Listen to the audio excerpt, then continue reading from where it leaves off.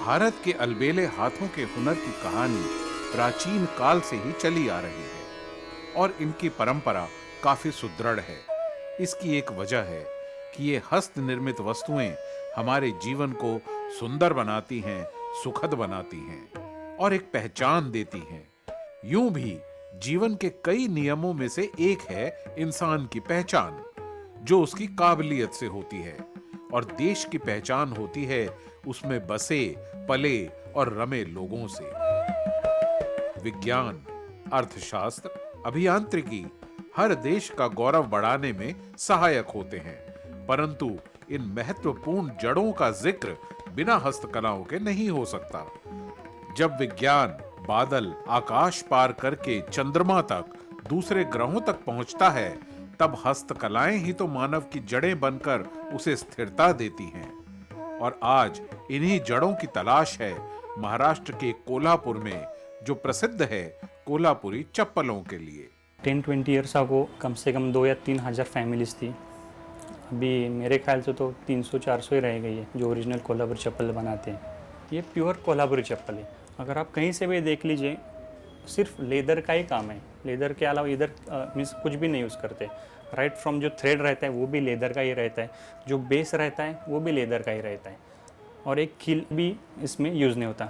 इसका लेदर का क्वालिटी देखिए। ये जो है ये अभी वुडन का यूज़ है। लाइक दिखने में आपको लेदर ही लगेगा, बट ये लेदर नहीं है, ये वुडन है। तो फिर वही रहता है, कभी कभी वुड यूज़ करते हैं, कभी कभी कार्ड शीट्स यूज़ करते हैं, कभी कभी कार्डबोर्ड्स यूज़ करते हैं, और कस्टमर को समझ में नहीं आता। और इसलिए क्या हो रहा है, कोल्हापुरी चप्पल्स का नाम भी बहुत ख़राब हो रहा है। महाराष्ट्र का परिवेश यहाँ के लोगों के स्वभाव में परिलक्षित होता है, चाहे वो यहाँ का स्वादिष्ट भोजन हो या गणपति की पूजा।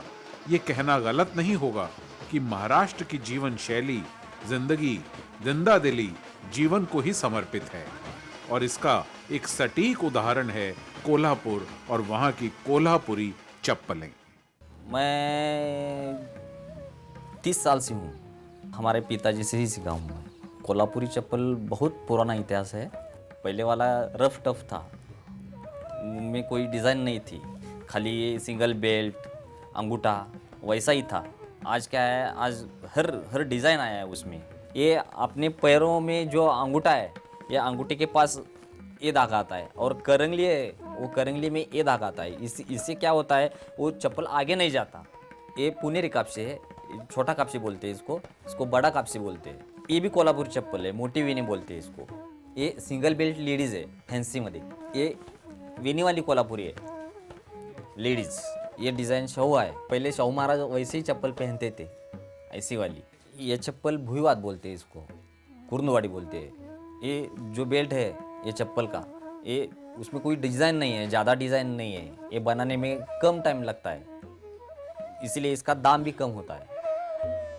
कोल्हापुरी चप्पलों से मिलती जुलती चप्पलों का निर्माण तो 600 से ज्यादा सालों से हो रहा है, पर उसके आज के विकसित रूप की उत्पत्ति 20वीं सदी में ही हुई है, और तभी से इन्हें कोल्हापुरी चप्पलों के नाम से जाना जाने लगा है। ये चप्पलें आज भी कोल्हापुर और उसके आसपास के गांवों में बनाई जाती हैं। हालांकि पहले से इनका उत्पादन कुछ कम हुआ है। कोल्हापुरी चप्पलों के अनेक प्रकार और नाम हैं, जो या तो उन्हें अपनी विशिष्टता से मिले हैं या फिर उन गांवों से जहां पहली बार उस प्रकार का निर्माण हुआ था। 20 साल हो गए वो, अभी चप्पल का काम करता हूँ। कोल्हापुरी चप्पल सिर्फ बनाता हूँ मैं कॉलेज करते करते मैं सीखा ये देख के। ये 4-5 तरह की जो चमड़ा होता है, उस चमड़े की चप्पल बनाते हैं। वो चमड़ी लेने के बाद उसको चूना लगाते हैं, अंदर की बजों से। चूना लगाने के बाद उसका केस जो ऊपर का जो अंकली केस है ना वो निकल पड़ता है और हिरड़ा होता है। हिरड़ा और बाबुल की साल जो होती है ना उसके में कुचना पड़ता है चमड़ा 8-10 दिन और फिर हमारे यहाँ आती है वो। उस चमड़े से वो धागा निकलता है। सिर्फ उसका एक ही वेनी जो है ना उसकी वेनी हाथों से बनती है, इसीलिए वो गारंटी होती है। ये वेनियाँ जो है हमारे वो घर वाले भी बनाते हैं। कोल्हापुरी चप्पलें स्वभाव से चाहे धरती की गोद में अपनी आयु बिताती हैं, लेकिन इनकी मजबूती, बुलंदी उनसे हर पल टकराती धरती से कम नहीं है। और कुछ ऐसा ही एहसास देते हैं ये कारीगर, जो हर पल समस्याओं से जूझते भी हैं, सामना भी करते हैं, हारते भी हैं तो जीतते भी हैं, रोते भी हैं तो मुस्कुराहट में अपना गम छुपा भी लेते हैं। शायद इसी का नाम जीवन है। मेरे हस्बैंड चप्पल बनाते हैं, उनको मैं हेल्प करती हूँ। उन्हीं मुझे सिखाया शादी के बाद। मेरे को नफरत थी जब मेरे को मालूम ही नहीं था कि मेरे को काम करना पड़ेगा क्या। बोलते हैं ना अभी कैसे करती है तू, तेरे को ये काम से नफरत थी ना। नहीं अभी मेरे को मालूम है तो क्या करने का, नसीब में है। नहीं मायके में किसी को नहीं मालूम है काम करती है। अब कुछ नहीं, अभी सीखा है, कुछ नहीं लगता अभी। जब हस्बैंड करेंगे तब तक हम उनको सपोर्ट करेगी। काम करने को कुछ अभी ऐसा क्यों नहीं लगता। कारीगर की कल्पना उसकी दैनिक परिस्थितियों, पाबंदियों को तोड़ती सी अंबर के नीलेपन को अपने स्पर्श से सतरंगी कर देती है। मैं लेदर चप्पल बनाता हूँ। हमारा ये धंधा पारंपरिक है, हमारे पिताजी करते हैं। चलेगा, हमारी पीढ़ी है तब तक चलेगा ऐसा मुझे लगता है। उसके बाद बच्चे लोग कोई ये करेगा नहीं। एक असली कोल्हापुरी चप्पल पूरी तरह चमड़े की बनी होती है। उसके सोल से लेकर उसके विभिन्न हिस्सों को जोड़ने के धागों तक इसमें कहीं भी कीलों या गोंद का प्रयोग नहीं होता।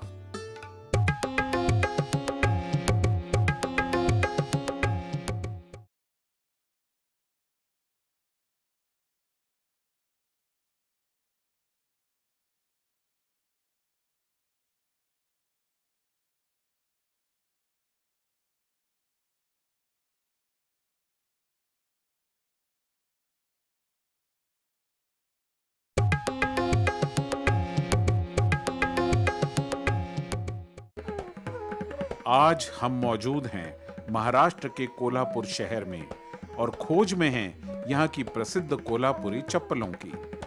हालांकि इन चप्पलों को अपना नाम कोल्हापुर शहर से मिला है, लेकिन यह भी एक दिलचस्प बात है कि कोल्हापुर शहर को एक पहचान ये चप्पलें भी देती हैं। किसी नए लोगों से मिलते हैं तो कोल्हापुर से है तो पहले वर्ड आता है कोल्हापुरी चप्पल।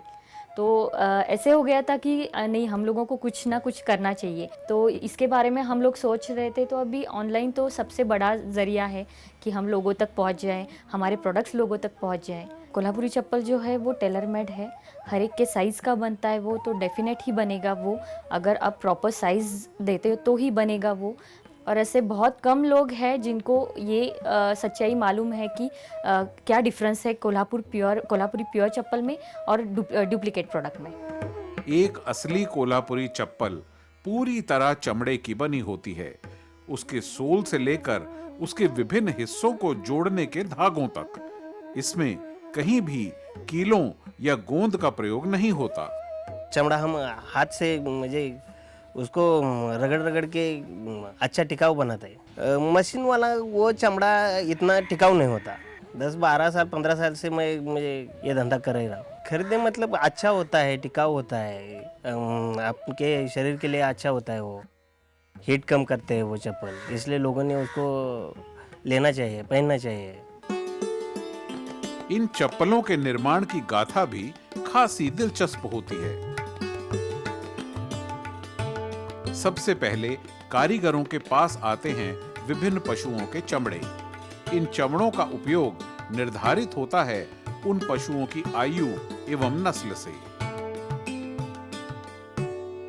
असली कोल्हापुरी चप्पल बनाने की प्रक्रिया की एक बहुत ही महत्वपूर्ण बात है उसे पहनने वाले व्यक्ति के पैर का नाप लेना। हर चप्पल पहनने वाले के नाप से बनती है, जिसमें अनिवार्य होता है अंगूठे का नाप, यानी इन्हें पैर के नाप से बनाते हैं, जबकि और चप्पलों को पहले बनाकर फिर पैरों में डाला जाता है।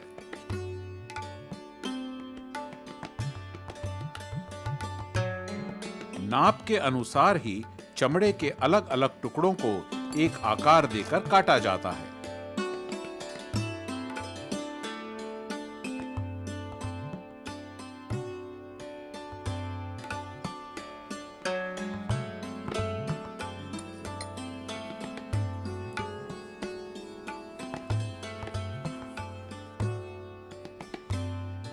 काटने के बाद होती है चमड़े की प्रेसिंग, यानी दबाना।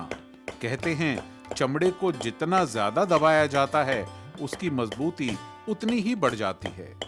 चमड़े को काटकर हथौड़े जैसे बड़े से उपकरण से इसे दबाया जाता है और फिर दूसरी परत के साथ यही प्रक्रिया दोहरा कर तैयारी होती है कोल्हापुरी चप्पल के बेस की। इस बेस में औसतन 5 प्रकार के चमड़ों का इस्तेमाल होता है।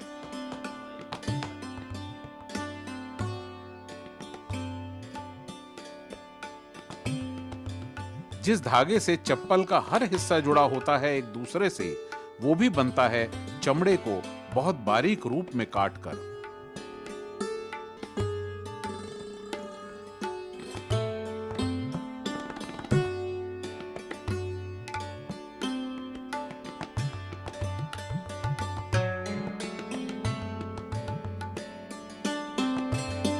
बारीक से लेकर मोटी वीनी तैयार करती हैं कोल्हापुरी चप्पलों के निर्माण में लगे घरों की महिलाएं।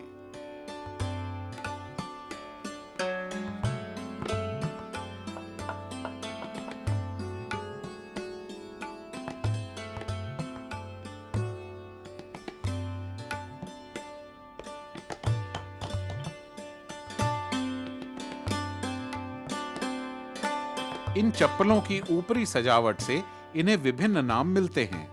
ये सजावट होती है विभिन्न प्रकार की वीनी से।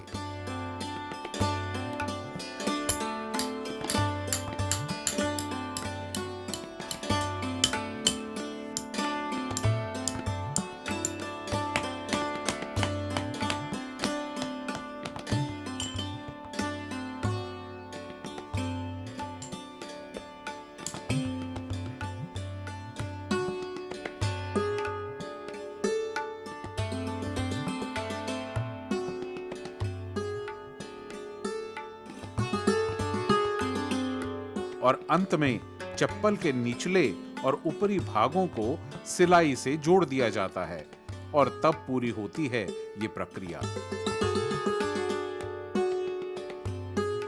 यह चप्पलें संरक्षण देती हैं पहनने वाले के पैरों को धरती की कठोरता से, पर इसके बनाने वालों को संरक्षण कौन देगा?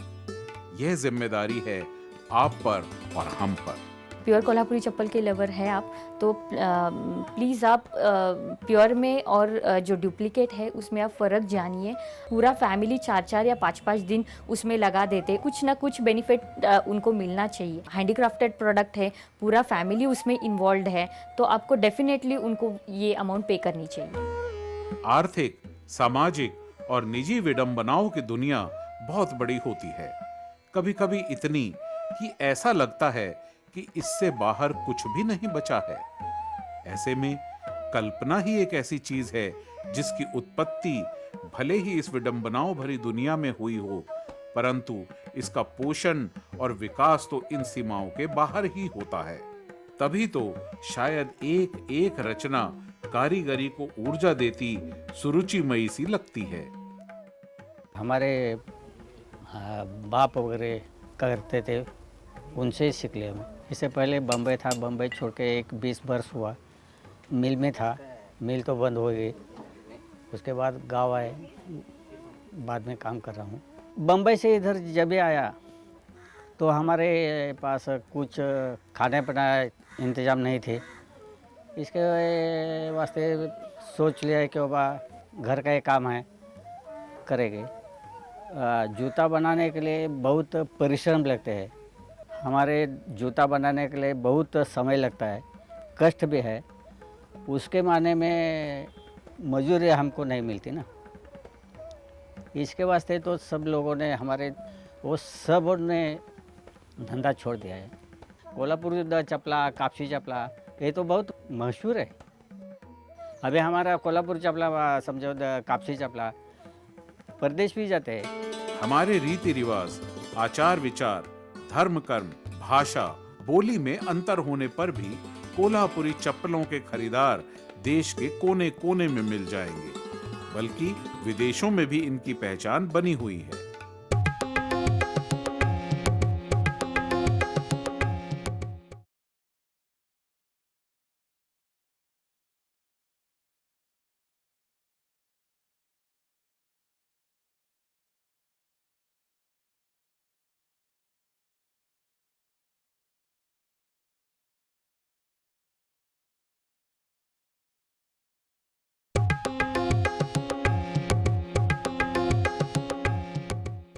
कोल्हापुरी चप्पलों का कर्म उसको बनाने वालों के काम के समान है।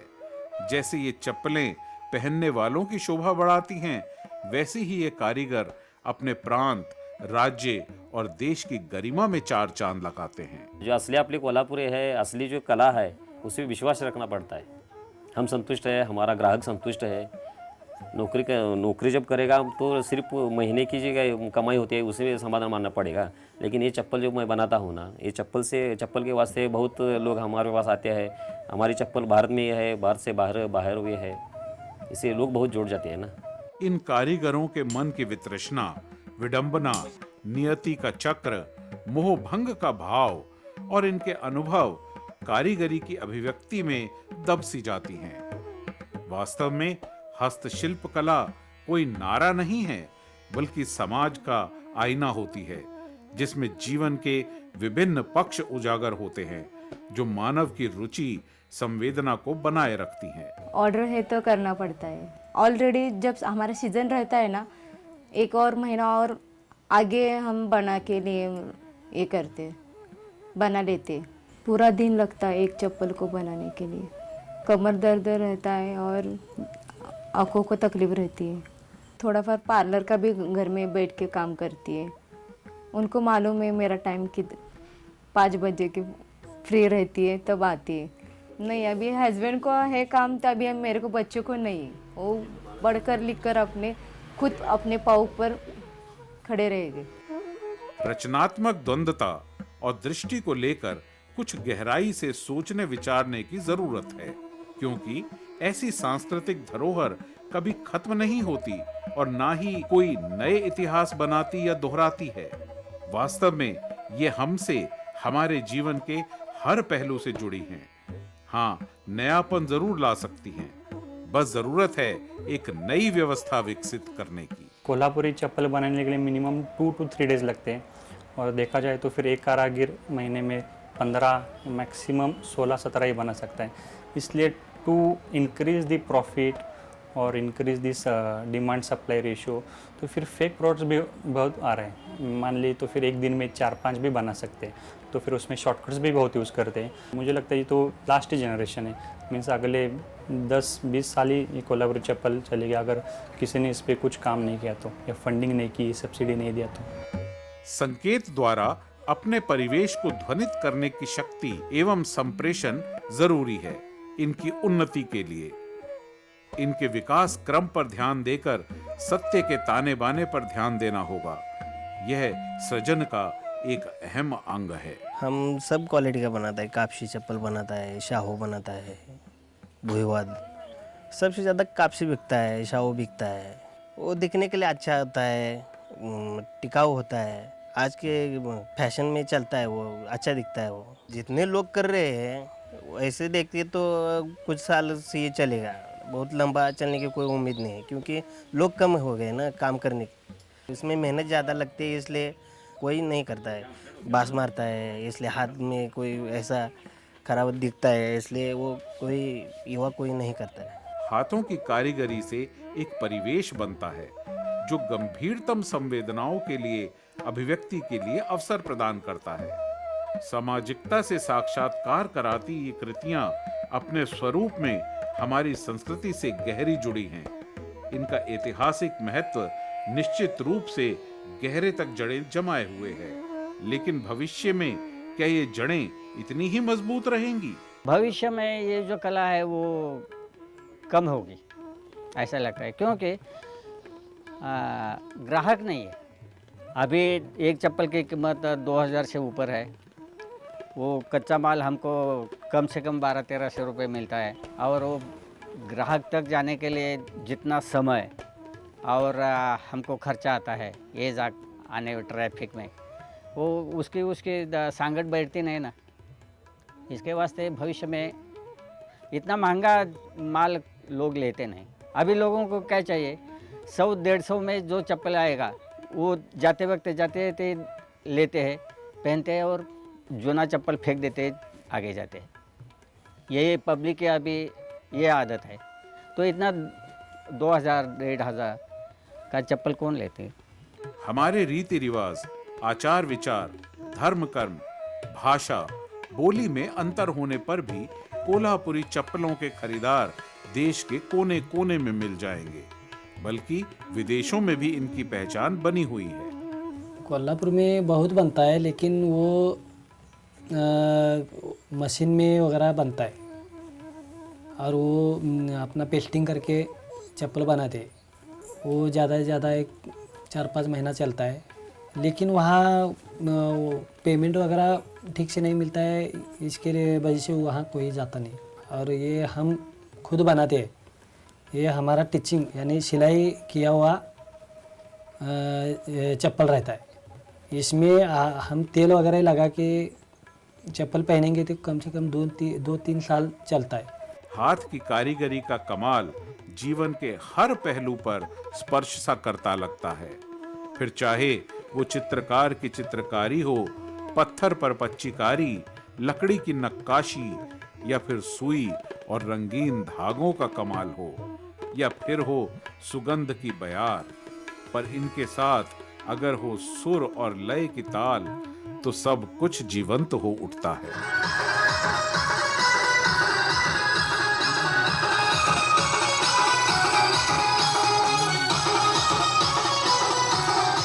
ओंकार प्रधान रूप गणेशाचे, हे 3 देवांचे जन्मस्थान। ओंकार प्रधान रूप गणेशाचे, असे 3 देव येथून उत्पन्न, तो हा गजानन माय बाप। तुका म्हणे ऐसे आहे वेदवाणी, पहावे पुराणी व्यासाची या। ओंकार प्रधान रूप गणेशाचे, हे 3 देवांचे जन्मस्थान। ओंकार प्रधान रूप गणेशाचे। गणेश गणेश मोरया। स्थितियों और जरूरत के हिसाब से कोल्हापुरी चप्पलों में कुछ बदलाव भी आया, और उपस्थिति इतिहास में दर्ज भी हुई।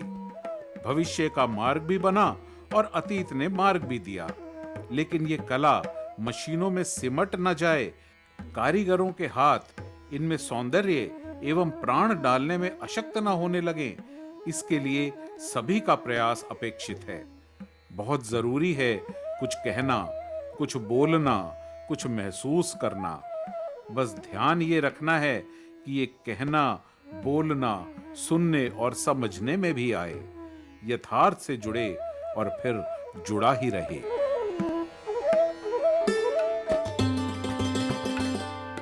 हम हैं कर्नाटक के मैसूर में, जो जाना जाता है, पहचाना जाता है रोजवुड इनले यानी रोजवुड पर पच्चीकारी के लिए।